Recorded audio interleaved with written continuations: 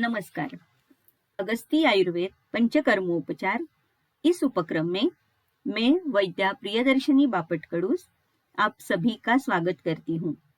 पंचकर्म और उसके साथ किए जाने वाले पूरक कर्म या उपकर्म, इनके बारे में पूरी जानकारी देने का ये एक प्रयास है, जिसमें प्रत्येक कर्म की संज्ञा, अर्ह अनर्ह, कर्म के लिए आवश्यक सामग्री और पूर्ण कर्म के बारे में प्रात्यक्षिक के सहित हर एक दृष्टिकोण से जानकारी मिल सके।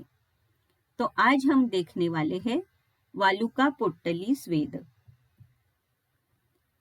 वालुका पोट्टली स्वेद, ये जब हम कहते हैं तो हमें ये समझ लेना चाहिए कि इसमें स्पेशली दो वर्ड्स है। The word valuka potli is derived from two words.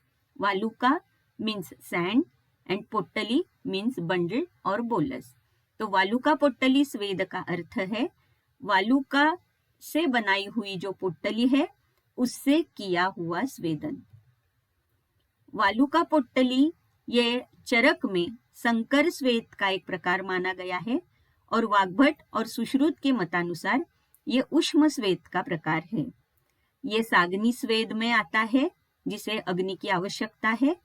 स्थानिक स्वेद के स्वरूप में वालुका पोट्टली की जाती है। बहुत बार स्थानिक स्वेद ही किया जाता है। सर्वांग वालुका पोट्टली बहुत ही क्वचित की जाती है। ये स्पेशली रुक्ष स्वेद है, तो वालुका पोट्टली रुक्ष स्वेद उसका होना ये उसके बहुत एक महत्वपूर्ण बात है। रुक्ष स्वेद मैंने इसलिए कहा क्योंकि जब हम अर्ह और अनर्ह देखेंगे तो हमें पता चलेगा कि जैसे सामदोषावस्था है, जहां पर रुक्षण की आवश्यकता है, पाचन की आवश्यकता है, तो वहां पर हम वालुका पोट्टली कर सकते हैं। परतंत्र वात प्रकोप में जहां पर जैसे कि उदाहरण के तौर पर आवरण है अगर कफ का, तो वहां पर भी ये आवरण भेदन के लिए हम रुक्ष स्वेद यानी वालुका पोट्टली का स्वेद कर सकते हैं। तो इसीलिए ये उत्तम शोथग्न और शूलग्न साबित होता है। For example आमवात। अनर्ह में या कॉन्ट्राइंडिकेशंस में अर्थात ये रुक्ष स्वेद है, तो इसीलिए निरामदोषावस्था में या स्पेशली एकांतिक वातज अवस्था में या वात व्याधि में हम इसका प्रयोग या स्वतंत्र स्वरूप से जिसमें वात प्रकोप है, ऐसे कंडीशन में हम ये रुक्ष स्वेद यानी वालुका पोट्टली का स्वेद नहीं कर सकते। ये उसका कॉन्ट्राइंडिकेशन है। अब वालुका पोट्टली के लिए हमें क्या क्या साहित्य लगने वाला है? तो पहले तो अर्थात वालुका, प्रिफरेबली सी सैंड 1 kg तक, सेंधव if sea sand is not available. बहुत बार ऐसे होता है कि एक्चुअली हमें समुद्र की वालुका एक्सपेक्टेड है, लेकिन अभी यहाँ पर शहर में ऐसे मिलने की शक्यता बहुत कम होती है, तब हम उसमें सेंधव ऐड कर देते हैं। तो 50 ग्राम तक हम सेंधव उसमें ऐड कर सकते हैं। ठीक कॉटन क्लॉथ, पोट्टली बनाने के लिए हमें कॉटन क्लॉथ की आवश्यकता होती है, तो ये कॉटन क्लॉथ थोड़ा थिक होना आवश्यक है, क्योंकि जब हम ये बार बार गर्म करते हैं तो ये कॉटन क्लॉथ फट सकता है, तो इसीलिए ये थोड़ा थिक होना आवश्यक है। ये ऑलमोस्ट 30 बाय 30 सेंटीमीटर्स का होता है। उसे बांधने के लिए थ्रेड की आवश्यकता है जो कि 1 फीट लॉन्ग हो सकती है। वेसल हैविंग राउंड बॉटम, जिसे हम कढ़ाई कहते हैं, तो ये कढ़ाई का यूज हम कर सकते हैं। और ये वालुका गर्म करने के लिए एक स्टिरर होना आवश्यक है। अभी कोई भी अगर कर्म है तो अर्थात उसके 3 पार्ट्स होते हैं, जैसे कि पूर्व कर्म, प्रधान कर्म और पश्चात कर्म।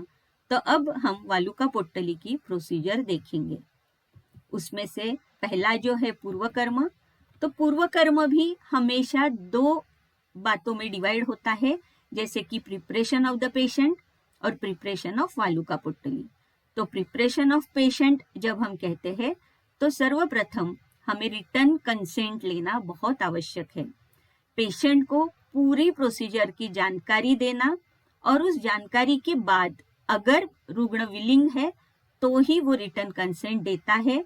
तो इसीलिए पूरी जानकारी उसे देनी होगी और बाद में उसकी रिटर्न कंसेंट भी लेनी होगी।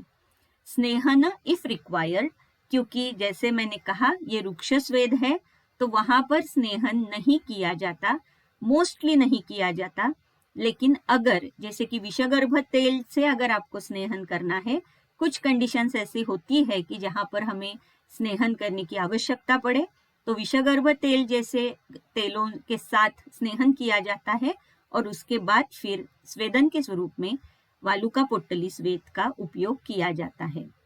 पोजीशन ऑफ द पेशेंट, तो सिटिंग या lying as per his comfort, क्योंकि सर्वांग बहुत कम बार दिखाई देता है या कम बार हम करते हैं, तो इसीलिए सिटिंग या लाइंग जो भी पोजीशन रुग्णों को कंफर्टेबल है उसी पोजीशन में हम वालुका पोट्टली कर सकते हैं। दूसरा जो पार्ट है जैसे प्रिपरेशन ऑफ वालुका पोट्टली, तो उसमें वालुका और सैंधव अच्छी तरह से मिक्स किया जाता है।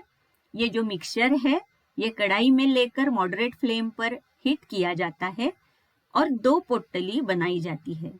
1 किलो, मैंने जैसे कहा कि 1 किलो तक हम वालुका लेते हैं, तो बहुत बार ऐसे होता है कि ये स्थानिक स्वरूप में ये स्वेदन किया जाता है, इसीलिए 2 ही पोट्टली हमें बस हो जाती है। अगर सर्वांग करना है तो हमें 4 पोट्टलियां बनानी पड़ेगी और फिर अकॉर्डिंगली हमें वालुका का प्रमाण ज्यादा लेना पड़ेगा। Some sand should be kept in kadhai, ये ऑप्शनल है, क्योंकि मैं बाद में आपको जैसे प्रधान कर्म बताऊंगी तब इसका एक्सप्लेनेशन और अच्छे से हो जाएगा। पूर्व कर्म के बाद अर्थात हमें देखना है प्रधान कर्म। तो swedana is done by applying valuka potli on affected part by repeatedly and gently touching the potli on the skin। तो ये हमें हमेशा याद रखना है कि रिपीटेड और जेंटल टच होना बहुत आवश्यक है पोट्टली का, लेकिन वहां पोट्टली घिसने की आवश्यकता नहीं है। Potli should not be placed और moved over the body part with pressure as it may cause burn, क्योंकि ये बहुत गर्म होती है वालुका, तो इसीलिए वहां पर जोर से प्रेशर देने की या मूवमेंट जोर से करने की कोई आवश्यकता नहीं रहती। बहुत अच्छे से और जेंटली और रिपीटेडली बॉडी पार्ट के ऊपर टच करके हम पोट्टली से स्वेदन कर सकते हैं। Therapist should confirm the temperature of the potli by touching it on dorsum of his own hand. तो ये बहुत आवश्यक बात है कि पहले थेरेपिस्ट ने ये कंफर्म करना है कि पोट्टली का टेम्परेचर कितना है। Therapist should confirm whether the heat is tolerable to the patient. तो जब थेरेपिस्ट उस वालुका पोट्टली का टच रुग्ण के अंग पर करता है, तब उसे ये पूछना चाहिए कि आपको ये जो हीट है, ये जो गर्मी है, ये टॉलरेबल है कि नहीं है। तो ये दोनों स्टेप्स स्वेदन करते समय बहुत ही आवश्यक है। Temperature of Valuka Pottali should be maintained throughout the procedure by replacing another pottali which is placed in the kadai or hot sand in kadai। तो जैसे आप यहाँ पर 2 फोटोग्राफ्स देख सकते हो, ये 2 प्रकार से हम वालुका गर्म कर सकते हैं। पोट्टली में जो वालुका है वो गर्म कर सकते हैं। जैसे पहली प्रोसीजर है, तो उस ये प्रकार में हम डायरेक्टली कढ़ाई जो है वो गर्म है ऑलरेडी, तो उसके ऊपर पोट्टली रखकर वो गर्म करते हैं। और ये जो दूसरा प्रकार है, इसमें जो थोड़ा सा सैंड या वालुका हमने कढ़ाई में रखी थी, उसके ऊपर वो पोट्टली रखकर उससे स्वेदन किया जाता है। तो इस तरीके से ये दोनों प्रकार में से जो आपको कंफर्टेबल लगे, जो आपको अच्छा लगे, उसी प्रोसीजर से आप वालुका पोट्टली कर सकते हो। वैसे पहले जो हमने वालुका गर्म की थी, वालुका और सैंधव का मिश्रण, तो पहली या दूसरी पोट्टली ये बहुत गर्म ही रहती है, क्योंकि हमने वालुका का जो मिश्रण है वो गर्म करके लिया है। तो इसीलिए पहली जो वालुका पोट्टली है वो वैसे ही हमें लगानी है, लेकिन जैसे 20 या 25 मिनट तक हम ये स्वेदन करते हैं, तो बार बार पोट्टली हमें गर्म करनी होती है। तो इसीलिए पहले प्रकार में डायरेक्ट कढ़ाई में, और दूसरे प्रकार में जैसे कि ये जो सैंड है, वालुका है, वो गर्म है, नीचे गैस लगा हुआ है, और वो वालुका जो गर्म है उससे हीट करके फिर हमें पोट्टली गर्म करनी है। तो ऐसे ये 2 प्रकार है, ये दोनों में से कौन सा भी प्रकार आप उपयोग में ला सकते हो।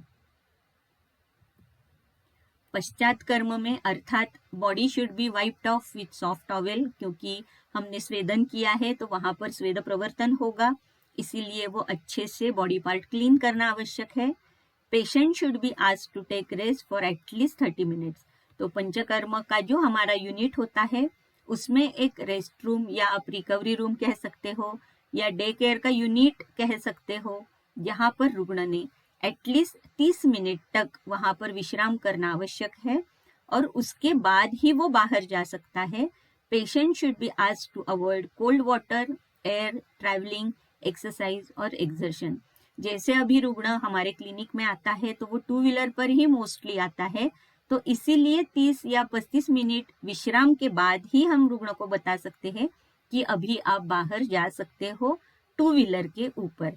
लेकिन वहां जाने जब जाता है पेशेंट, तब भी हमें यह कहना चाहिए कि आपको पूरा शरीर गर्म कपड़े से ढक देना है, जैसे मफलर है, सॉक्स है या नी कैप है, स्वेटर है।